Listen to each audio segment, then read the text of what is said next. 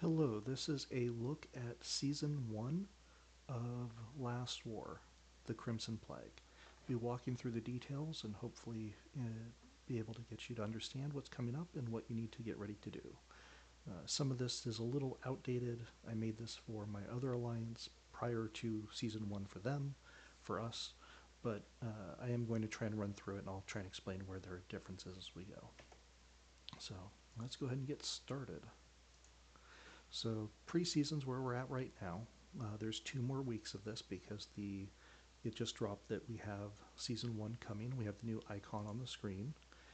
There's a couple of things to be aware of. There will be some tasks that occur during the season 1 preview. You'll want to complete these for small rewards throughout the season, throughout the process. Highlights, key things to know. 1. Mason will become a gold or UR hero. You still will likely, if you have Stepman, use Stepman instead of Mason when Mason goes gold, but I'll explain that a little more in detail when we get to that part. There's a new type of zombie mechanic, Infection, we'll cover that. Mason, D.Va, and Kimberly all have season bonuses when dealing damage to zombies and other monsters, so there'll be a small bonus there. We'll talk about pumpkin cauldrons, new resources, new buildings, what the exclusive weapons are, and then handling professions. So, the first thing you know, on day 4 of Season 1, Mason can be upgraded from a purple SSR hero to a gold UR hero. How this will work is if Mason has to be 5-star, you have to get him to 5-star. It doesn't matter what level he is. He could be level 1 or he could be level 150. His level doesn't matter. He has to be 5-star. When you upgrade him, effectively it doubles the cost of UR shards for every upgrade. So instead of if you've got him at 4 stars, it taking 100 shards per 1/5 of a star, it's going to take 200. What this means is Mason converts all of his existing SSR shards into his new SSR star level or UR star level, and he'll go from having 5 stars to 3 stars. But because of the way the shards work, it's the exact same number of shards because it's basically 3 stars is half as many shards as it, or half is the point at which it. This is hard to explain, but basically it works out. You're not losing anything. Mason will be 3-star instead of 5-star if you have him at 5-star. But even at 3-star, Mason is going to be incredibly useful when killing open world zombies, so you'll still want it. His zombie hunter ability is very strong when paired with other tanks. Now, any shards that Mason has on the Wall of Honor will get refunded back to you, and you can reinvest in Mason. In order for Mason to become immediately 5-star, you will need 160 levels on the Wall of Honor. 60 levels will refund enough shards that you can get him up to 4 stars. Wall of Honor 160 is what you need to get him up to 5 stars. Probably are not going to have that, so that's fine. It's just going to take purple shards. Even though he's going to be a UR hero, Mason will still use UR shards to upgrade his star levels. So you won't be competing with Kimberly or Marshall or any of the other heroes for gold shards. Mason will continue to use purple shards. So that's a good thing. It just will take twice as many. So instead of it taking 10 purple shards previously, it would take 20 for the same spot going forward. All of his skill medals will be returned as well. So that means that when Mason comes back out, all of his skills will be level 1. So you'll need to reinvest those skill medals wherever you feel it's appropriate. I would recommend putting skills into his zombie purge ability because that will increase the damage of all back row tanks in the squad that he's a member of going forward in the season. So a typical zombie hunting squad, especially if you're free to play and using tanks as your primary squad, would be 2 tank heroes in front, so something like Murphy and Violet or Murphy and Williams up front, and then in the back row you'd have Marshall, Mason, and Kimberly. That would give you a big boost to your damage. He also becomes incredibly useful for code bosses when paired with other tanks in the back row because he's going to help your tanks deal more damage to code bosses as well. So The final thing, and this is going to be important for Mason, is you do not want to upgrade him immediately. What you want to do is wait until Hero Day. When Hero Day comes around, put all of your skill medals into Mason, put all of your purple shards into Mason, then promote him, because all of the skill medals get returned back to you, and any purple shards that go on the Wall of Honor get returned back to you, and you can spend them again, whether it goes into Mason or someone else. So you effectively get to double the points on Thursday whenever you upgrade Mason, because you'll be able to use all of his purple shards twice, all of your purple shards twice, and all of your skill medals twice. So don't upgrade Mason as soon as you can. Wait until Thursday for a massive boost in versus scores on Thursday. Now let's talk about some of the new seasonal resources in Season 1. One of the critical ones is immune protein. This is the thing that you're going to use to upgrade your virus research institute, which is going to be the thing that's going to provide you immunity to the zombies. So you're going to need a lot of this. You're going to earn this by the protein farms. So there's going to be 4 new buildings, we'll talk about this a little later, called protein farms that you can use that will increase the ability of your, or passively generate immune proteins. You can also actively get immune proteins from the first kill of every one of the little zombies. So there are 3 little zombie types. You'll start at 1 and you'll work your way up to 60. And every time you kill a level of a type of little zombie for the first time, you'll get some immune protein. Completing season goals, using hero return tickets. I believe you also get some from a few other activities, but basically those are the things that are here. And with a hero return ticket, you'll want to spend those as soon as you get them in order for the chance, the small chance, I think it's 10% of getting immune protein. It's not a lot, it's 1,000, but it helps, especially early in the season.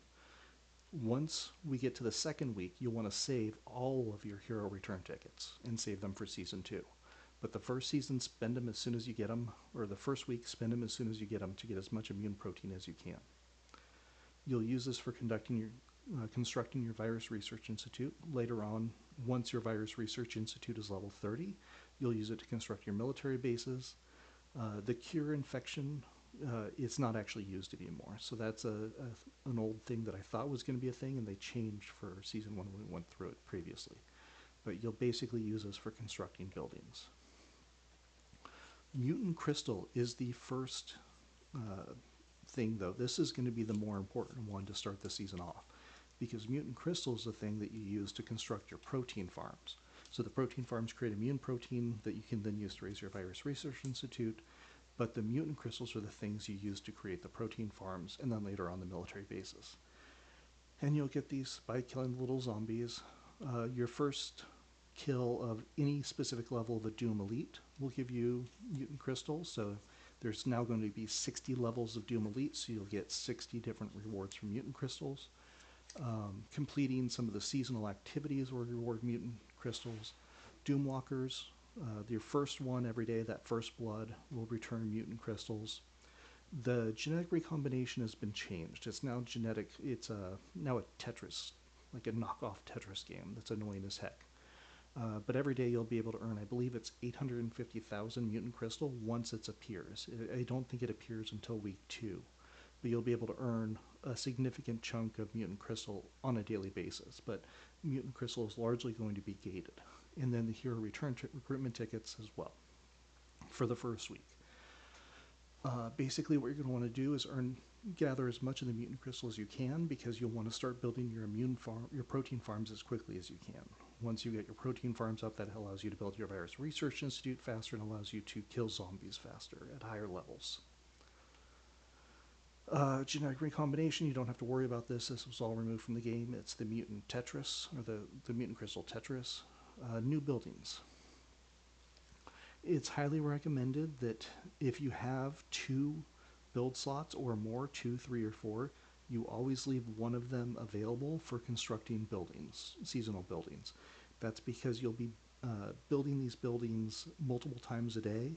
Most of them will be completed within the day. So the seasonal buildings will not tie up build slots for very long. but you don't want them to be out of sync because you want to be upgrading your protein farms as soon as you can. You want to be upgrading your Virus Research Institute as soon as you can.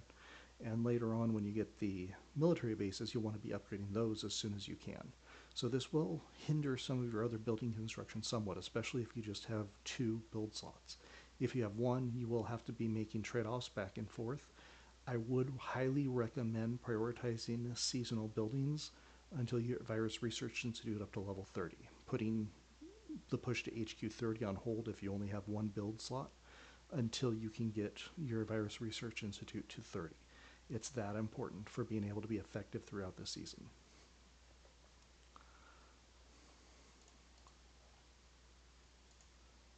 So there's now going to be a new slot as well. Out in front of your base, there's going to be this new space where you'll be able to store your buildings.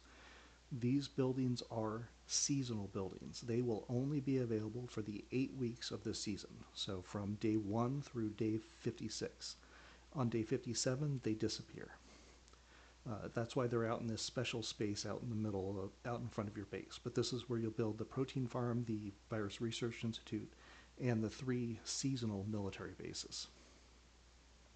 And these buildings don't take any RSS. There's no gold cost, there's no food cost, there's no iron cost. These only take seasonal resources. So mutant crystal and immune proteins are the only things that they'll be using. The Virus Research Institute is the most important of these. There are 30 levels here, and each level provides some level of virus resistance, getting you up to virus resistance level 10,000. This is important because the difference between your virus resistance level and the zombie in the open world's virus level will determine how much more damage, if any, they deal to you and how much less damage, if any, you deal to them. So this is the critical building to upgrade as soon as you can, every time you can. This is your number 1 priority. But this takes immune proteins, which are the second resource. That's because these are created by protein farms primarily. This will be your biggest source of immune protein, or these protein farms. These are crafted using the mutant crystals. Now, typically we tell you to upgrade 1 building as fast as you can to the highest level you can. These protein farms are an exception. There's 4 of them available to everybody, 5 of them if you buy the weekly pass. It's a season pass here, but it's actually a weekly pass, so it's a $5 USD weekly pass. With these, you want to level them evenly. So you have to get them to level 10 before you can build the next one. So you get 1 protein farm to start with, level that to 10, that'll unlock the second protein farm. Level that second one to 10, that'll unlock the third protein farm. Level that third one to 10, that will unlock the fourth protein farm. Level that one to 10. And then level them all to 11, then all to 12, then all to 13. The reason for that is protein farms, regardless of their level, always provide the exact same increase in immune protein per hour. So when you're going from level 1 to 2 or level 29 to 30, you're still getting that same amount of output per hour, which I think is 720. But the cost of them goes up, so it requires more mutant crystal the higher up you go. That's why you want to level them evenly, so when you spend your mutant crystal, you're getting as much immune protein generation as possible for every one that you spend.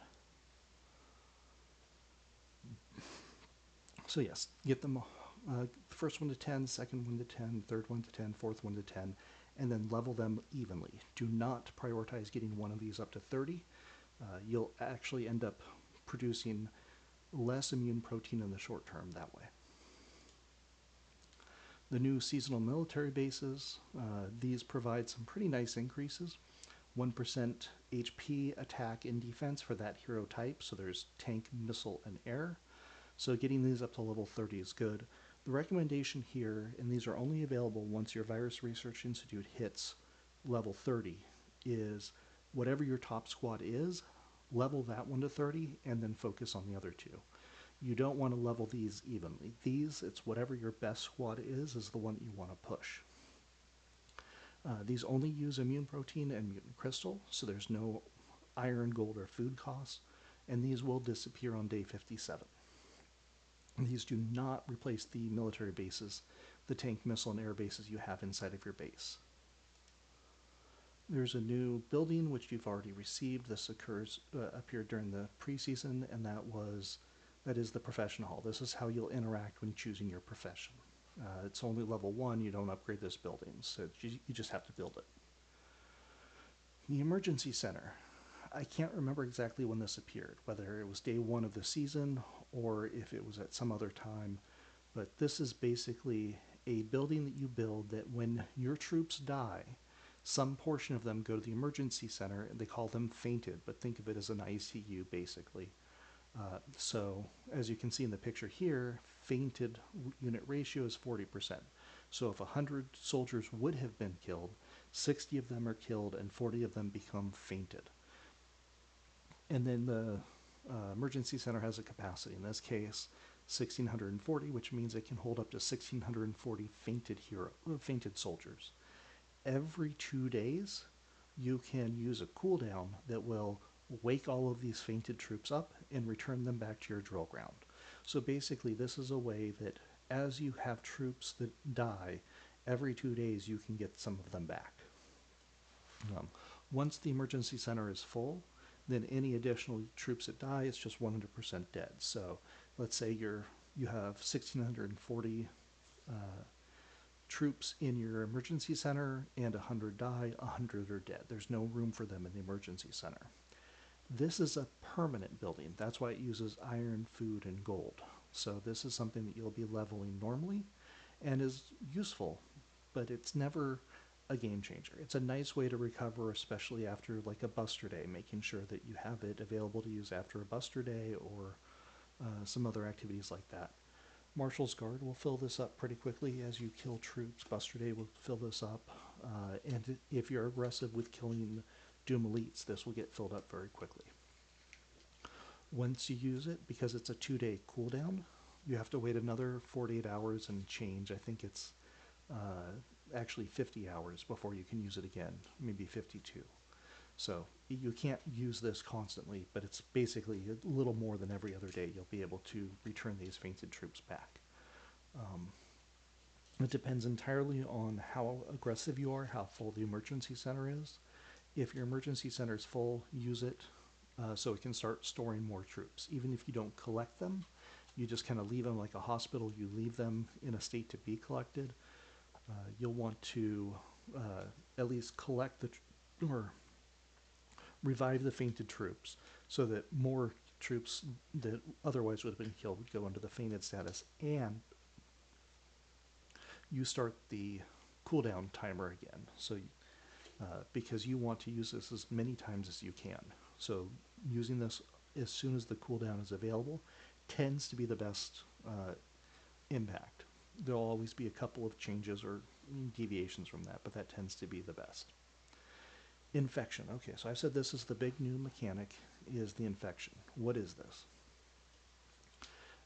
Zombies have a virus level. You have a virus resistance level.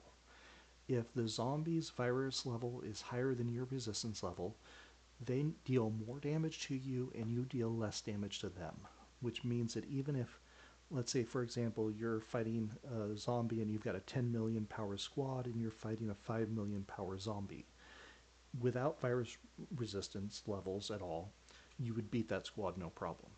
But if it is strong enough that or the virus resistance levels wide enough that, let's say, you deal 50% less damage and they deal 50% more damage, even though they only have, that zombie squad has a power of 5 million, it would still beat your squad of 10 million because of that impact of resistance.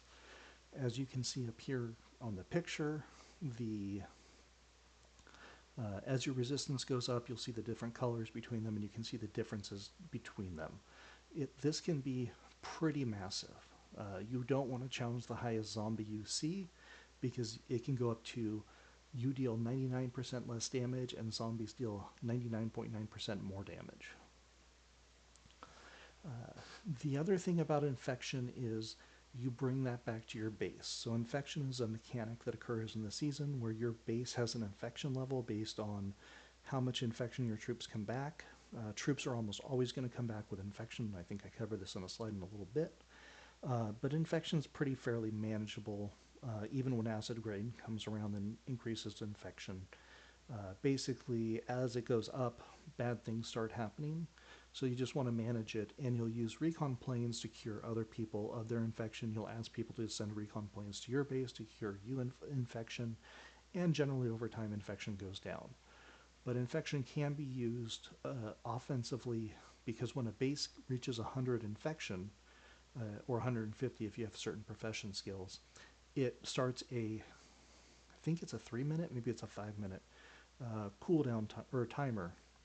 And if it reaches zero, that base explodes, spreading a bunch of infection around and teleporting that base somewhere else. So it's called virus bombing.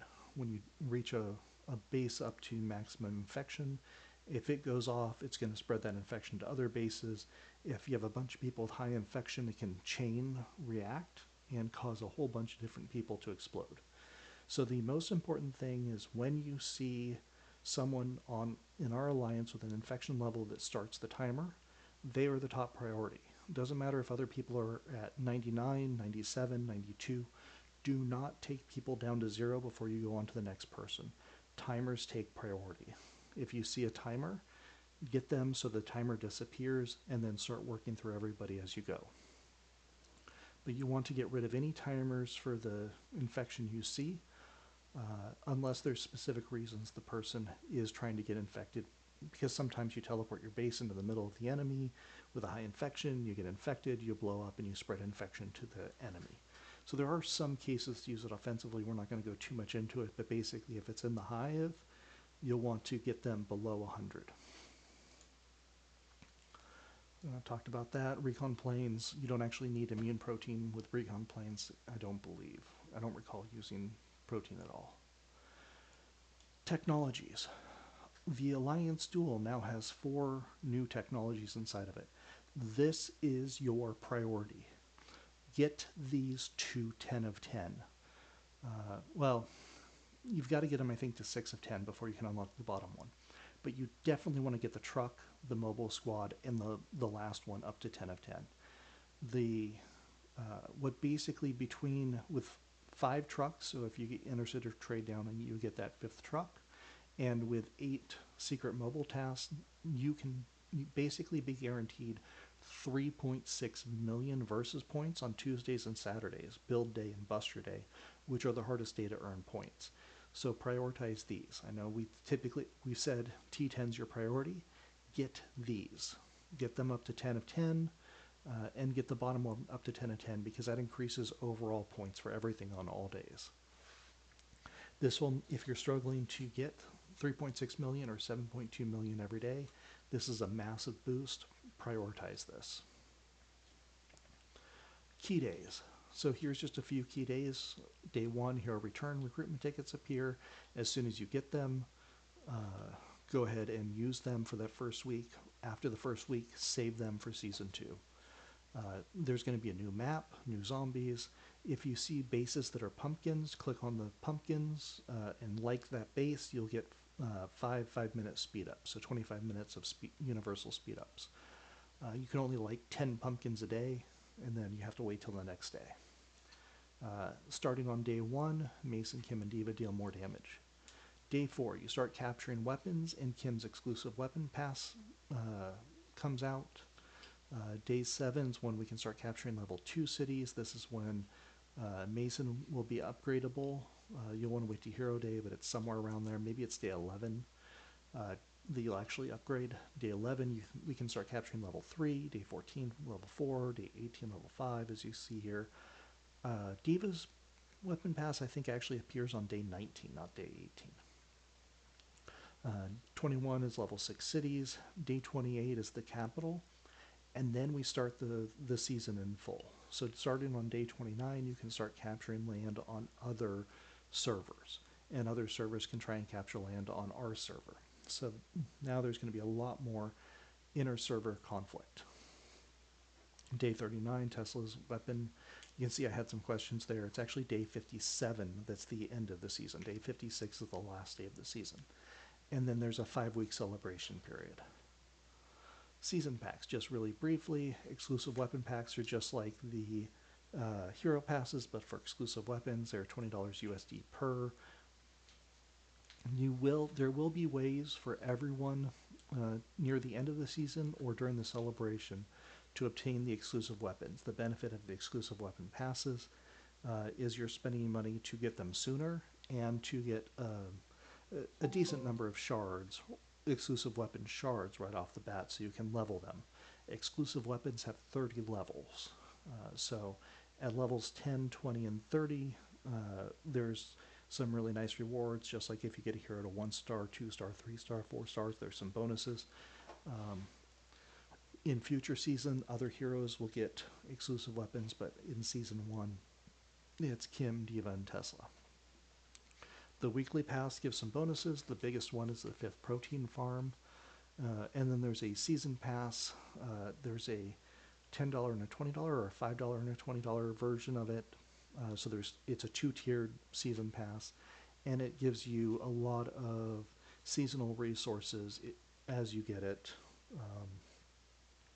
And then you complete the different activities and move down the season pass. The season pass will take several weeks to reach the bottom of, so it's not something you can complete on day 1 to get all the rewards. But if you do spend money, it tends to be one of the most valuable things you can spend money on. It's not required by any stretch of the imagination, but it is useful if you spend money. So frequently asked questions. So here's the thing. When you have a low resistance, virus resistance, and it's lower than the zombies, the question is how you're going to kill the Doom Elites, especially. And the chance there is to rally. So start a rally. Anyone that joins your rally will use your virus resistance, or if higher, theirs. So often what this means is stronger players will join the rally of weaker players in order to help them kill zombies. Your squad will be killed. You'll take all those troop losses. But in return, you'll be able to get that first kill reward, that first blood reward for each one of those levels, which will reward mutant crystals so you can upgrade your protein farms faster. Now the thing here is, if you do ask for help, and you should, just be aware that the players that are stronger, that are able to carry others to first kills, are going to be losing significant numbers of troops. So unless they say otherwise, send full squads. Don't send a 1 hero, because then you're not doing any damage whatsoever to the zombies. And they're taking all of the losses, even though they're helping. And they're going to be helping 10 or 12 or 15 different players per each one of them. So their losses will add up very quickly. So whenever you can, send, and you should, send full squads so you can kill, even though you'll burn and you'll die, your squad will fail. Kill as many of them as you can so that the zombie isn't as strong when they hit it, which allows them to lose fewer troops, which allows them to help more players in the Alliance get those first kills.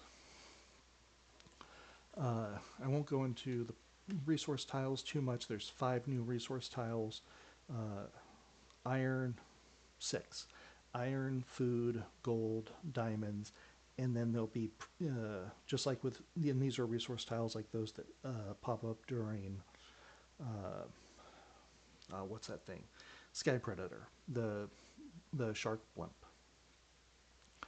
The last 2 are going to be resource tiles for immune protein and mutant crystal. Typically, I don't know what leadership has decided. I'm making this without having actually talked to them.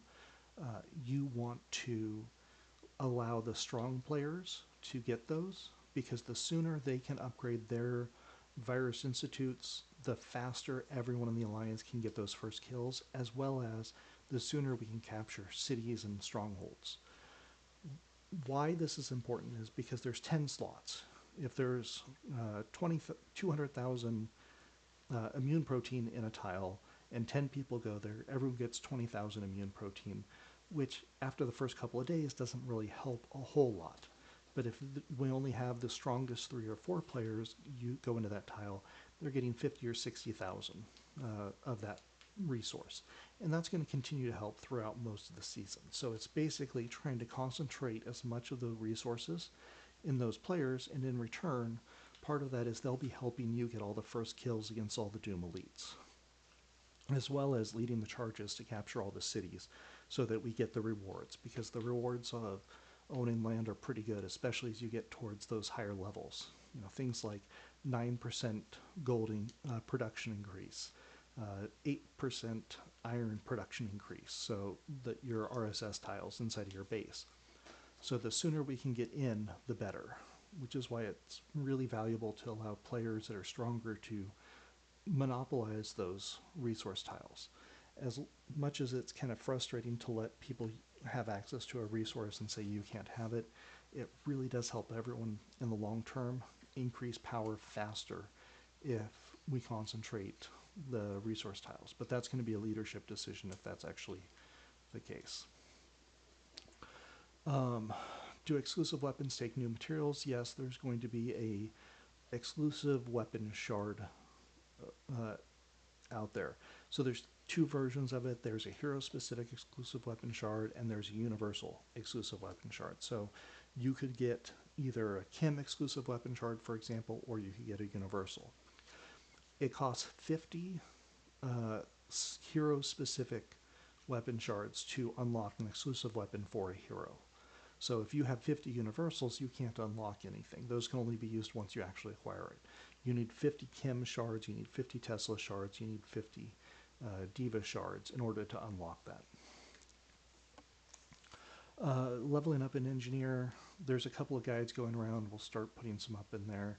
The big things are going to be anything that helps you earn XP faster. So there's some, especially on the right side, the first several abilities that will be green abilities allow you to do things like earn more XP for killing zombies, more XP for building bases. Those are important.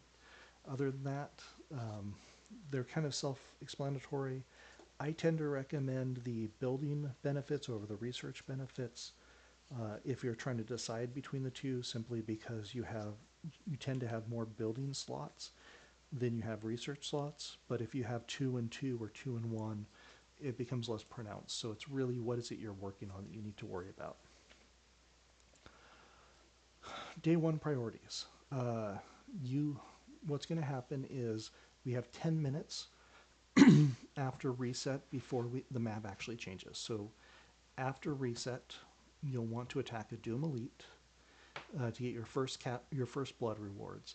Then we'll go to the new map, and you'll be able, not Doom Elite, I'm sorry, a Doom Walker. And then once we go to the new map, you'll be able to attack a Doom Walker again to get a second first capture on that first day. On day 1, you'll want to kill as many little zombies as you can and as many Doom Elites as you can, leveling up each time as you go. There will be a point where you're just unable to kill any more. That's fine. You'll have to level your protein farms, and then level your Virus Research Institute.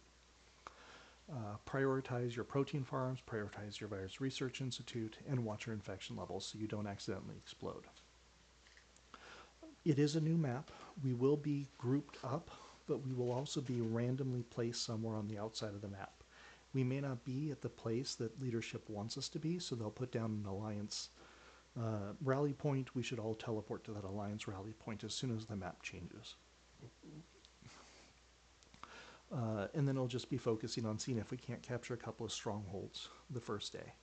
And then just make sure you're helping cure others of infection.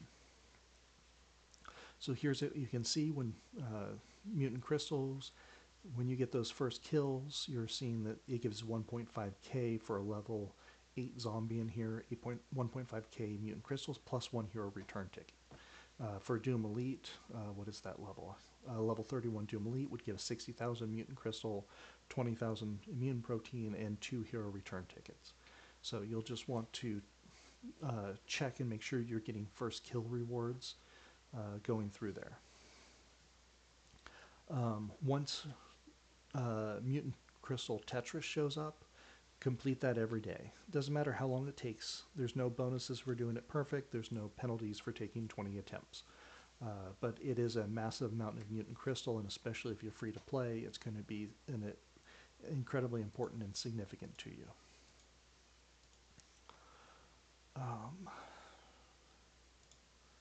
And don't worry about the trading part. That was something for genetic recombination that doesn't exist anymore. Appendix. So as you can see here, these are just some of the pictures. If you do have the pumpkin cauldron, your virus limit goes from 100 to 150 before you explode. You get the virus surge base skin or base skill, which I believe is an extra 250 virus resistance. And then if you like the pumpkin that goes through there. I don't know where I left off here. Oh, these are just pictures of the season packs, the things you get. So these are the weekly passes on the left side. As you can see, you get that 5th protein farm, and then you get virus resistant, bonus virus resistance, and you get faster troop march. You also get some mutant crystal for buying it, and some mutant crystal every day for buying it. The seasonal passes, these are the general rewards you can get, and you can see you can get for the $10 version, you can get you get 180,000 mutant crystal if you complete the entire thing. No, I'm sorry, 660,000 mutant crystal if you complete the entire thing. And for the more expensive $20 version, USD, those are all in USD prices, you can get 132,000. No, 1.3 million mutant crystal that way. And then you get other things. You get a nameplate, which is kind of nice. You get some season rerolls and stuff like that. So there are benefits of having it, but it's not something where you need to feel obligated to purchase it. And then as you can see here, there's just a really long path where these are the exclusive weapons. They're $20 packs, USD, and you can see what you get over the process of it. It takes 50 hero-specific shards, which you'll get if you buy the pack. Otherwise, you've got to wait till the end of the season when you can get them through other activities. So that was a really quick and aggressive push through all of the information for Season 2, or for Season 1. The things you want to do right now: buy teleporters, buy all the advanced teleporters you can, buy all of the Alliance teleporters you can. There will be a lot of movement. We'll be moving around the map. Starting in week 5, so halfway through the season, maybe week 4, there will be season teleporters. You'll be able to jump around the map during that time, which will help. But for the first 3 weeks at least, and maybe the first 4 weeks, every time the hive moves, you'll need a teleporter to do that. So it's important to try and have as much mobility as you can. That's going to be super valuable.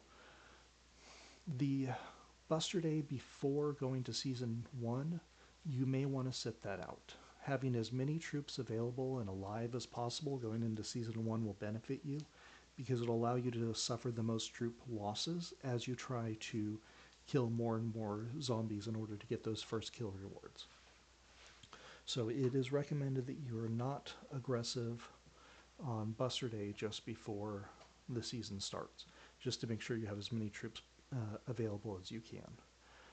In the short term, if you have any questions on technology, prioritize anything that allows you to get stronger, especially your top squad.